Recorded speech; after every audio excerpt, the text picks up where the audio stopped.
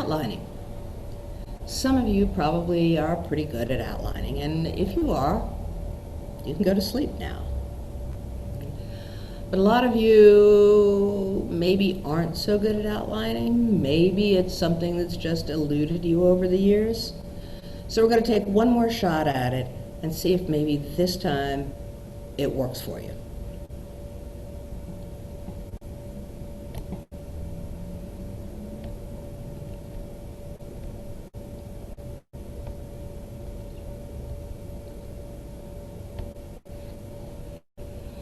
First of all, you have to know what an outline is. And an outline is just one way of organizing people, places, things, ideas. And there are lots of ways to organize. Some of them are here. If you keep a date book, a calendar, an agenda, you're organizing things. You plot points on a graph. Right? You're taking a bunch of random points, you're putting them on a graph, you're showing a relationship. That's organizing them. Even a list of things, if they're in some sort of order, I mean, list itself is kind of random, but you put it in some kind of order like your priorities for the day, okay? That's organizing things. A mind map, where you take an idea and you draw lines to connect it to other ideas. That's organizing. And so is an outline. It's just one way of several to organize things. Maybe you have been told over the years that if you take a list of stuff and you organize it, you put it in an outline, that there's really only one right way to do it. That's not true.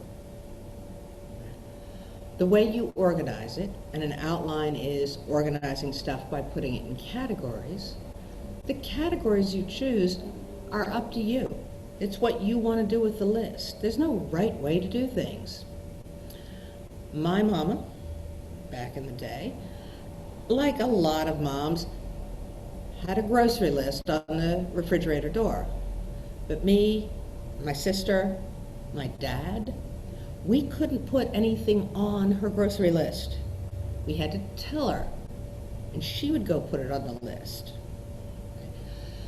Because my mom didn't have a grocery list, she had an outline. Now, she could have categorized the groceries in a whole lot of ways. She could have done it by type of food. She could have put all the vegetables together, all the meat products together, all the bread products together, whatever, like that. She could have done it by day of the week. What were we going to eat each day? She could have done it by what goes in the pantry, what goes in the refrigerator, what goes in the freezer. She could have organized it by, some other categories.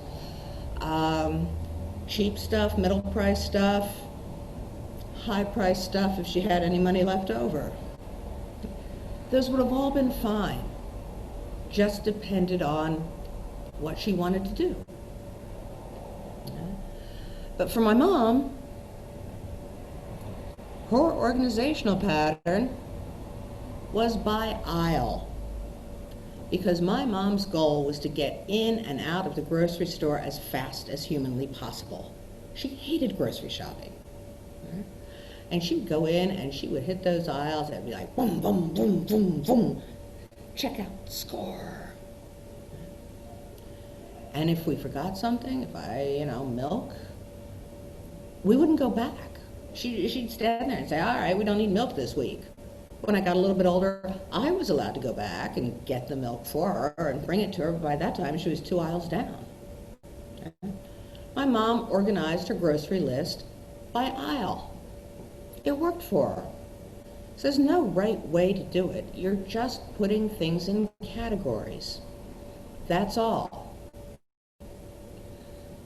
All right. Your turn. There's a closet.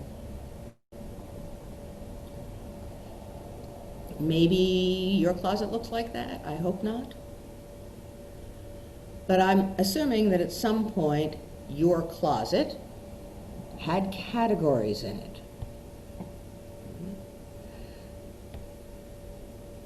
Let's see if we can figure out some categories for your closet.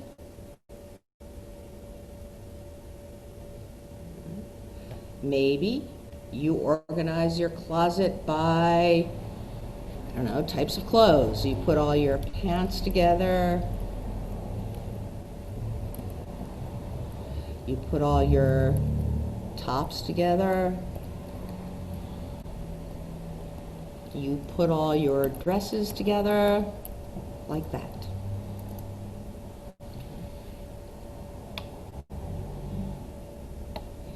Maybe you organize your closet by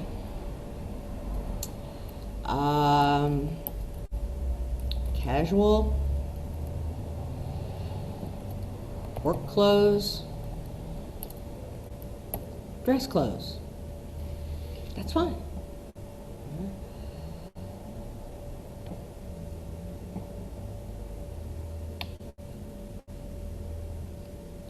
You could organize your closet if you wanted to.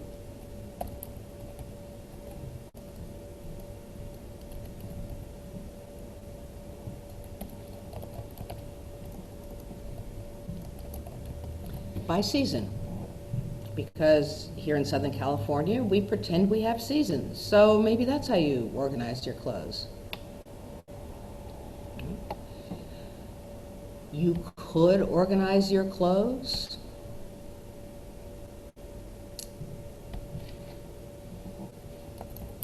by color.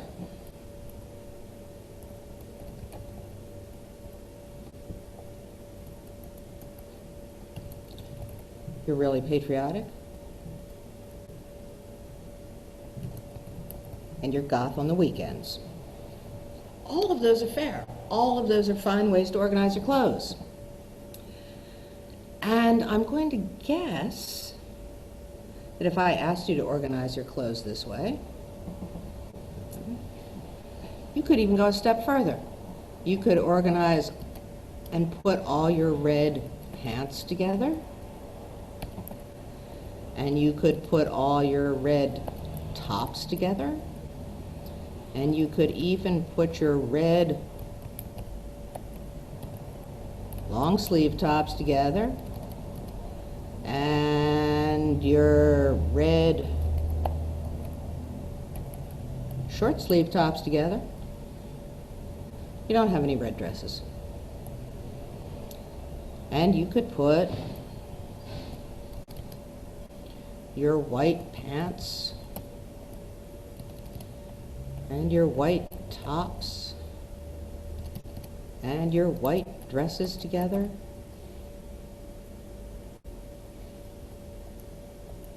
And you could do the same for your blue pants and your blue dresses.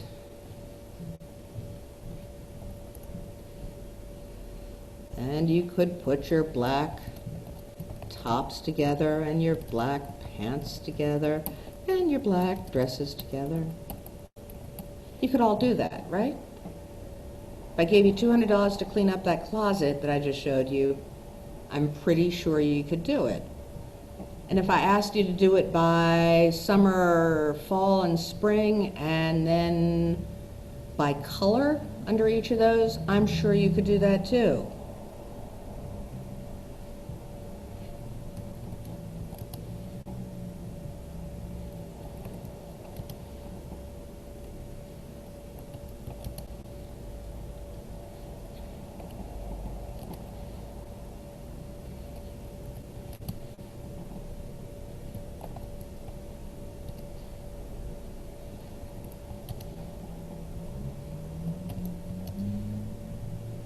You see what I'm doing here, don't you?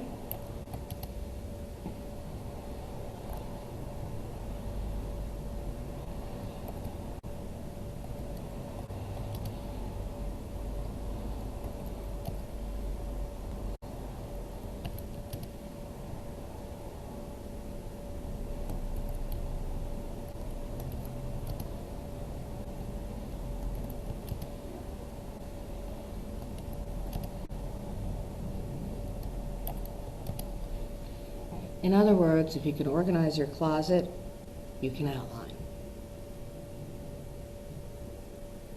Now, for those of you who are saying to yourselves, it can't be that easy. Yeah, it is. It really is.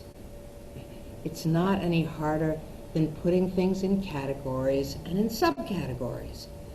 It's no harder than organizing your closet. I think what happens, and the reason people get lost in outlining, is because they teach this to you, what, in 5th grade about? Okay, you're 10, 11 years old. The logical part of your brain is not very developed at that point. Right? It's just starting to come on. It's just starting to do all that electron firing or whatever it does for the logical part of your brain. And outlining is very basic logic. So it seemed very hard when you were 10 or 11, and now that you're whatever age you are now, when you've got that frontal cortex practically finished, this seems very easy. It's not that you suddenly got smarter, and you didn't get it because I'm a brilliant teacher. You got it because your brain developed. You know, maybe you're asking yourself, why do they teach that when you're so young? I suspect it's to push the development of that logical part of your brain. But now it is that easy. That's outlining. You can all do it. You take a stack of ideas, you put them together based on what categories you want to put them in. Okay. Maybe you change up the categories, maybe you move the ideas around in the categories, but basically you put ideas in categories. Maybe you end up with some extra ideas that don't go anywhere. Then they probably don't go in your speech. That's all it is. That's all outlining is.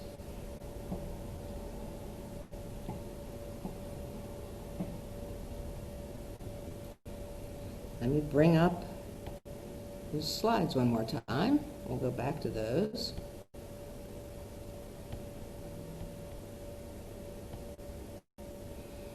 All right. So let's talk a little bit about some of the technicalities around outlining. They're pretty obvious. If you're doing a speech on feeding your pets, you want to have only one idea in each category. So, not correct to say cats like fish best and dogs prefer beef. Okay, make that 2 categories. Obvious. Okay. If you see a conjunction and or in what you're doing, chances are pretty good that you need to have 2 points. If you see a list in what you're doing, that, comma, that, comma, that, comma, that, and that, it's a list. It should be broken down. Obvious, I think.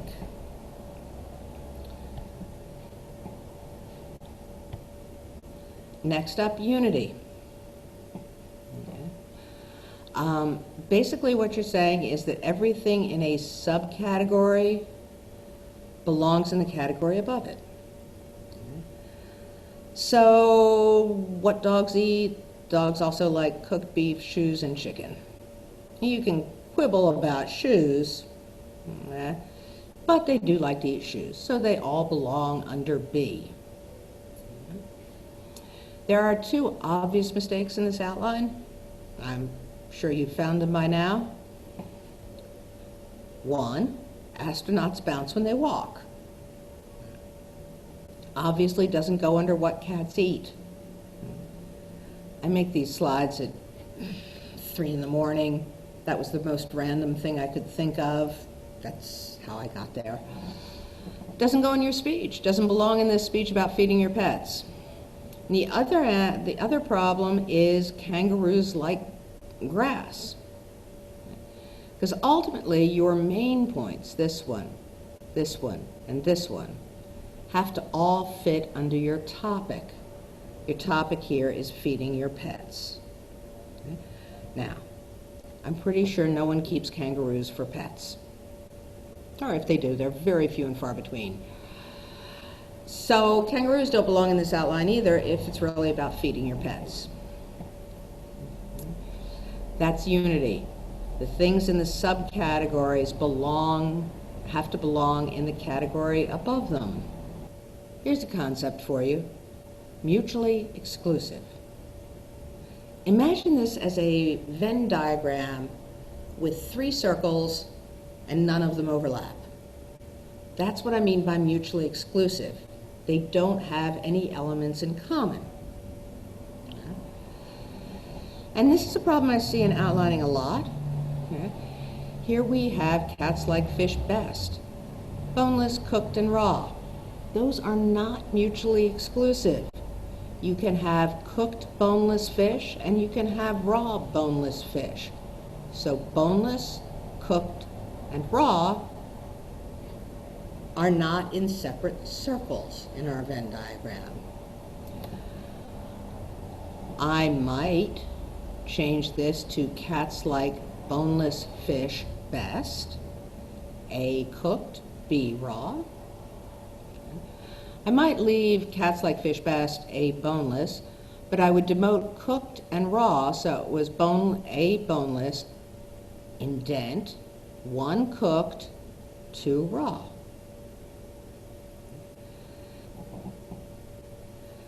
Cats like all meats, dogs prefer beef, okay. Never serve raw beef, dogs also like artichokes and poultry. This doesn't belong in here if this is about beef.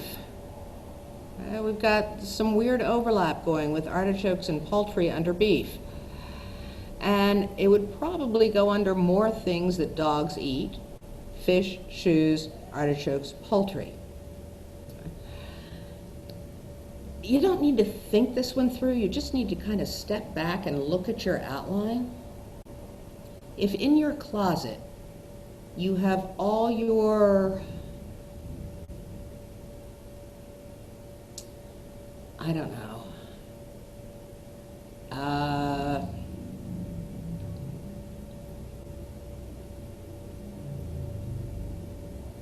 all right, in your closet you have all your red clothes together, okay? And you want to divide them out, and you decide you're going to do it by your red clothes by winter, summer, tops, and bottoms. You're going to have a problem because your winter tops can't be in 2 places. They can't be under winter and under tops. Your summer tops have got to be in 1 place. Winter, summer, top, and bottom are not mutually exclusive. They overlap. What you could do is winter, tops, bottoms, summer, tops, bottoms. Or you could do tops, winter, summer, bottoms, winter, summer, either way. But they can't be equal categories.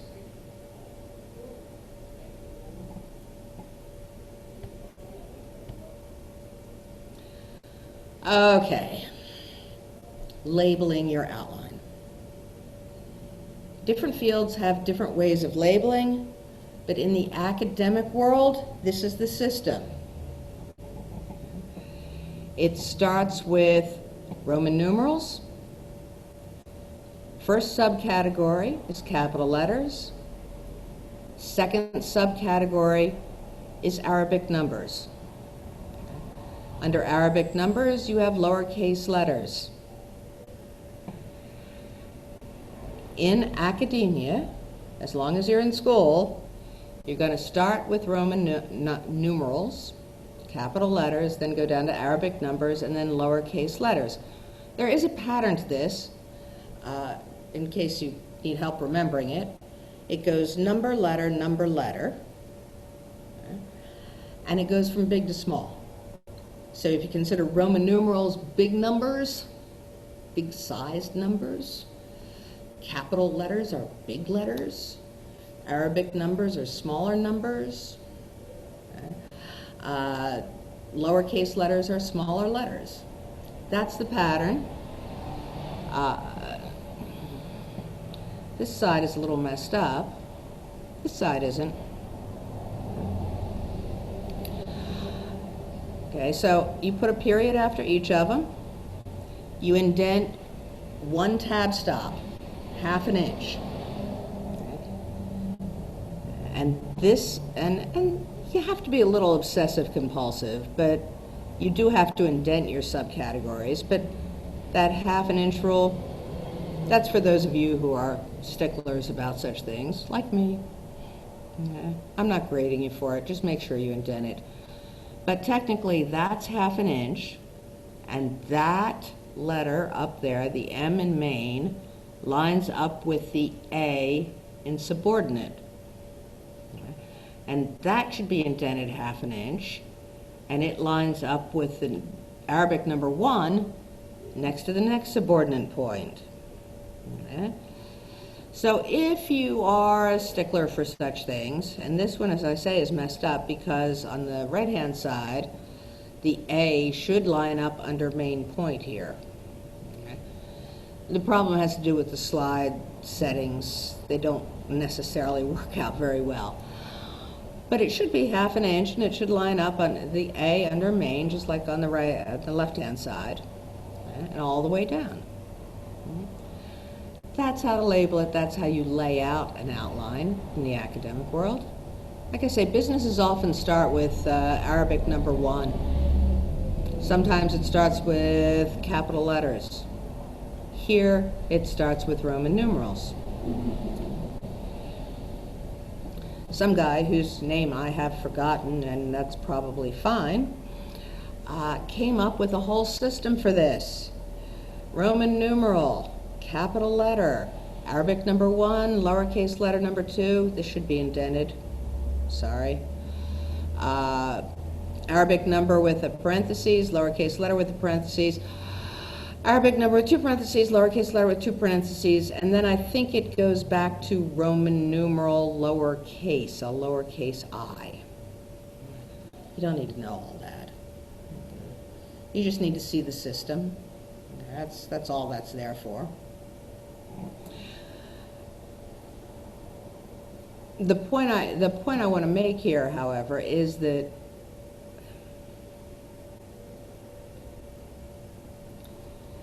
this is insane.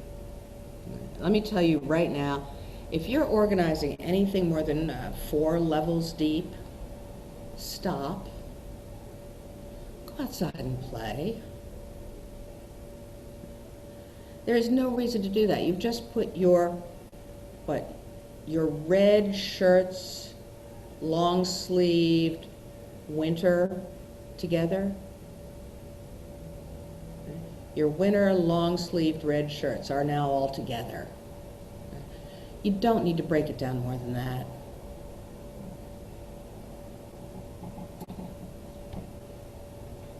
Here's a good outline for you, and I think it's pretty close to being lined up right.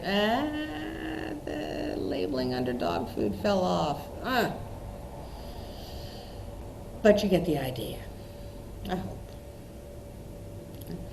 That's all it is. It's putting things in categories, putting things in subcategories in a fairly logical way that makes sense. Please don't go crazy over this stuff.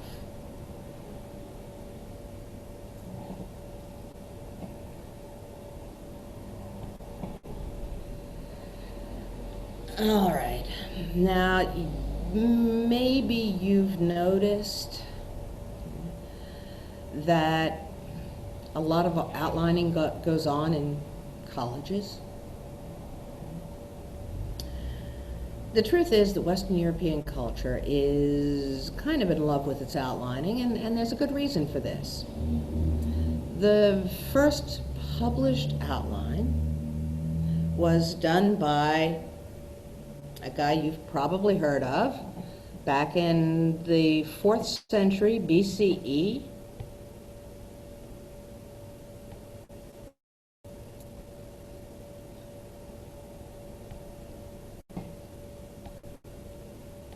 Famous philosopher named Aristotle. He did the first published outline. Any ideas what he outlined? If you were going to do the first published outline, what would it be? You've actually all seen a version of it, of Aristotle's outline from 2,600 years, 2,500 years ago. You remember back in, I guess, probably 7th grade science class, they had that taxonomical chart that had species, what is it? Species, genus, family, phylum. I don't remember the order, but you remember that? That started with Aristotle. He was attempting to outline all life. Aristotle wrote the textbook on almost every subject you'll study, every core subject you study, including speech. He wrote that one on biology. He really is, because of that, and some other things, really significant in Western European thought.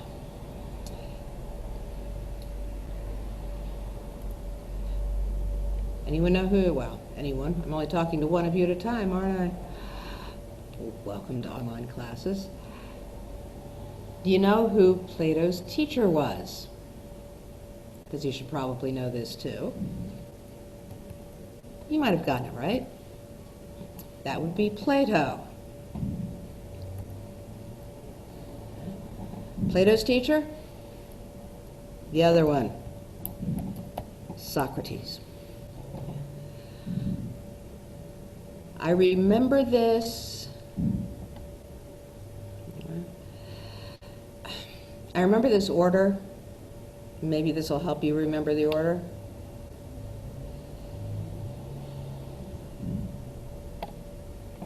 Because it spells out spa? I don't know. Maybe that helps. Anyway.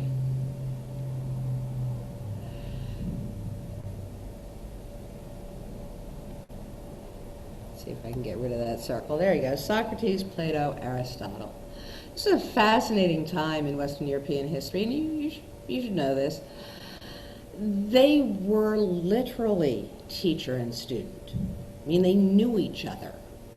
I don't think anything like this has historically ever happened before, but 3 great philosophers knew each other.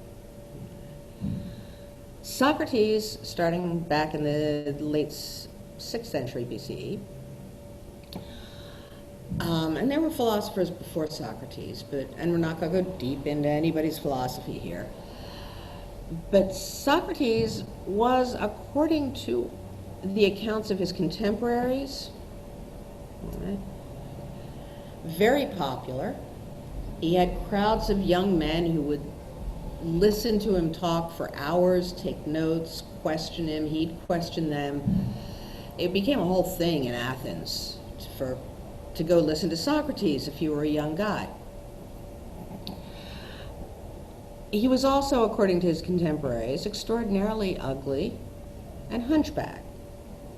And he would go stand on street corners and deliver these sort of lectures, mostly just challenging people with questions to think critically.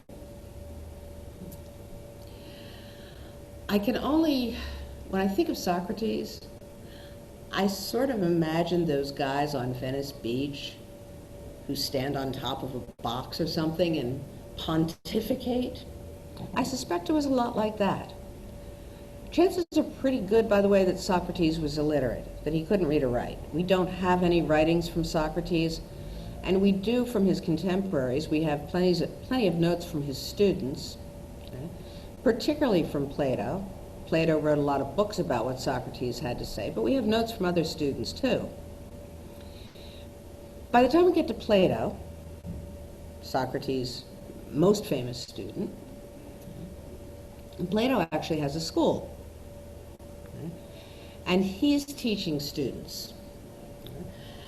And he writes a series of books on a variety of subjects, but a number of them are what he calls dialogues, conversations. And they're conversations that directly or indirectly involve debates that Socrates is in. Now, scholars have looked at these and they will tell you, as an undergraduate probably, that that's Socrates. The scholars that go deeper tell you probably not, that that's Plato borrowing the character of his very famous mentor and using that character to espouse and promote Plato's ideas. Just so you're aware, if you get around to reading any of Plato's dialogues, probably not exactly what Socrates was saying. We do have notes from other students of Socrates, and they don't match up exactly. Oh, by the way, Socrates. Tidbit you should know. Socrates was condemned to die by the Athenian city council during a stretch where Athens was a democracy, and it had a council, okay, that everybody who was a citizen served on, rotated on. But they condemned him to die for, and let me explain this, for essentially corrupting the morals of minors. Now, that didn't mean what you think it means, but there's another story there too. Anyway, it didn't mean what you think it means. What they were talking about was his ideas were corrupting the youth, Plato and his friends. So he was condemned to die. And Socrates was such a believer in government that he said, well, if I'm condemned to die by the government, then I should die. And he drank a poison called hemlock and killed himself. And that story comes down to us today. That's why I tell it to you. It's still a story people know. And you'll occasionally hear people talking about drinking the hemlock. That means sacrificing yourself for the greater good. Drinking the hemlock. Not complaining, just going along with it, even though you get hurt in the process.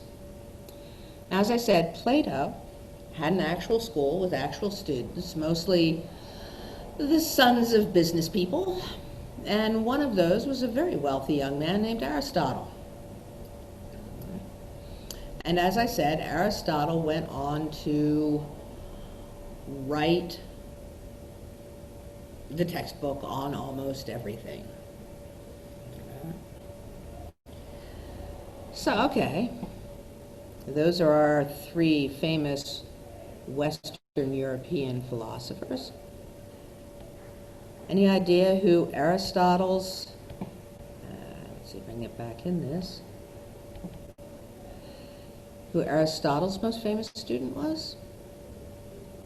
Because if you know that, you'll understand how Western European civilization got started. Aristotle's most famous student wasn't a philosopher at all.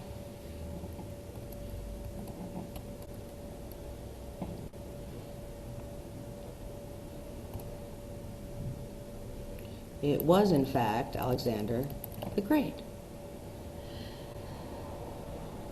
And basically, Alexander the Great conquered most of Greece, went east as far as India, took a lot of northern Africa. He was a pretty smart guy for a conqueror. He realized he couldn't leave a bunch of soldiers every place he conquered, because then he'd have no soldiers going down the road.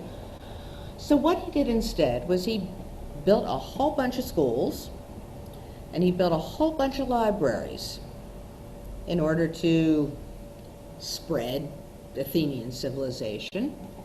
And in them, he put books. And those books were the books of Plato and the books of Aristotle. And that's how we got the spread of what we call Western, at least early classical Western civilization. In other words, if you go out and you are a world conqueror, please tell everybody that I'm the best speech teacher in the world. And people will still be talking about you and me 2,500 years from now. But anyway, Aristotle wrote that first book, and he is a core part of Western European civilization. So Western Europeaners, like myself, love our categories. We get really bent out of shape when people or things don't belong in categories. Do you know what a duck-billed platypus is? Yeah, it's got a duck bill and webbed feet. It's a mammal. It's warm-blooded, but it lays eggs. It lays eggs, but it's furry. It's venomous. The thing is just all over the map. Right? All over the map. You can imagine in Aristotle's listing of all life that it's pretty much up there by itself in its own category under mammals. You know, and then we have the equine, and we have the canine and the feline, and all by itself up there is the duck-billed platypus, pretty much. Categories, the basis of outlines, are artificial. They don't actually exist. The duck-billed platypus doesn't wake up in the morning and go, damn, I'm a mess. What am I doing with these webbed feet, venom and fur?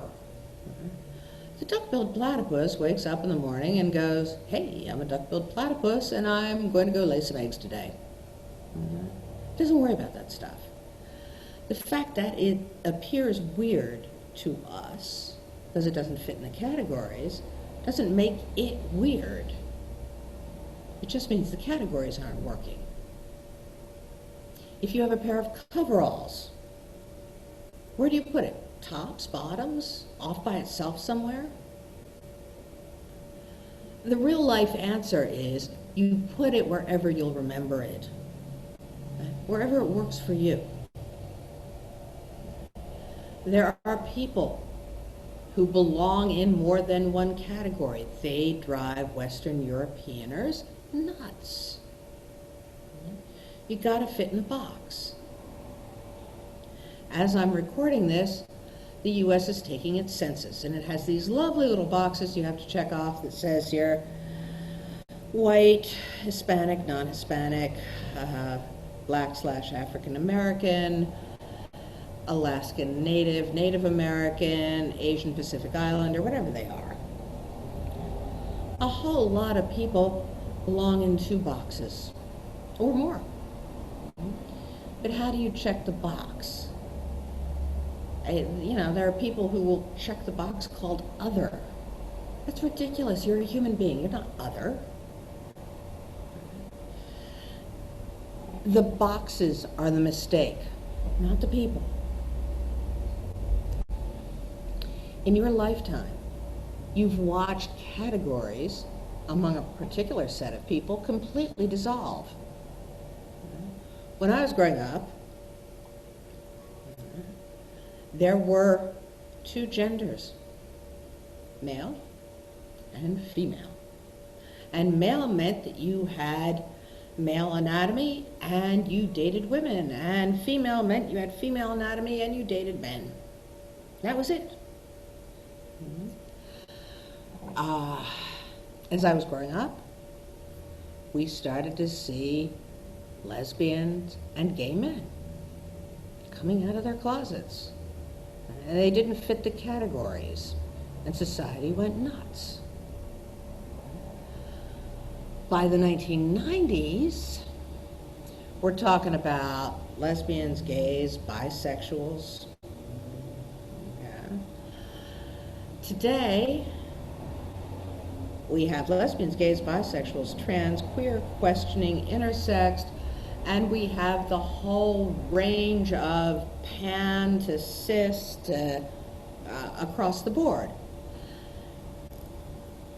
I couldn't begin to attach enough labels to some people to make sense, because the labels have become so small that they're not even categories anymore. They're on a spectrum. I mean, in your generation, you can actually move from one category to another. Maybe you're bi in college and you settle down with a woman and you become straight or gay, depending on where you started. And so you can shift categories. At this point, categories barely mean anything.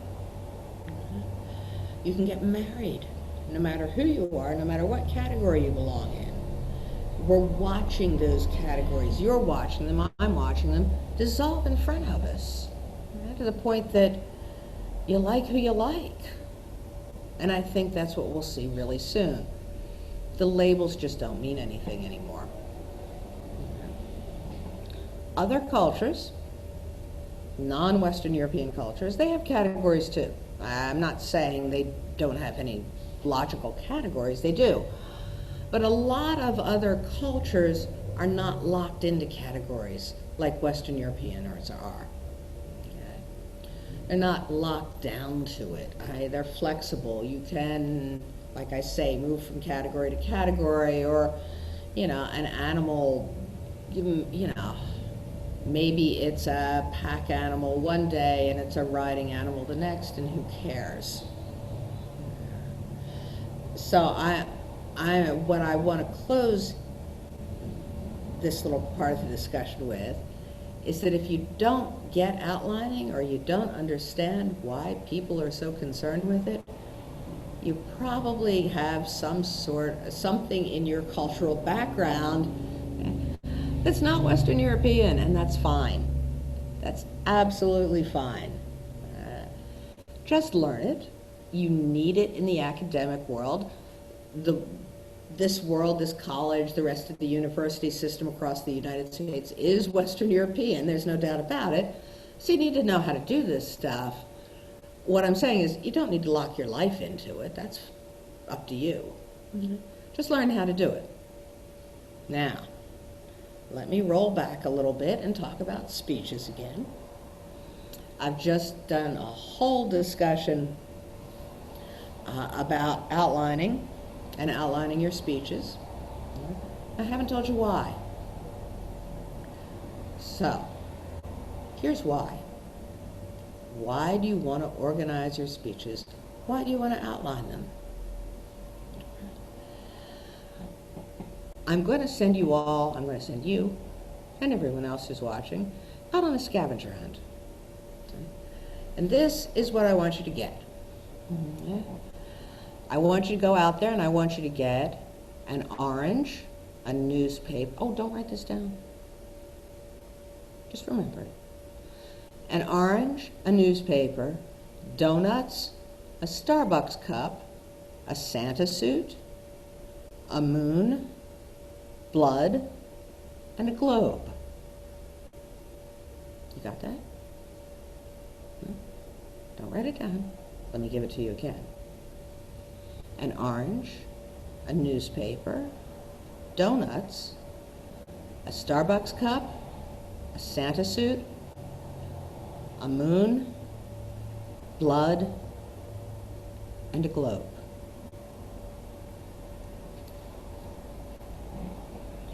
Oh, you didn't remember all that?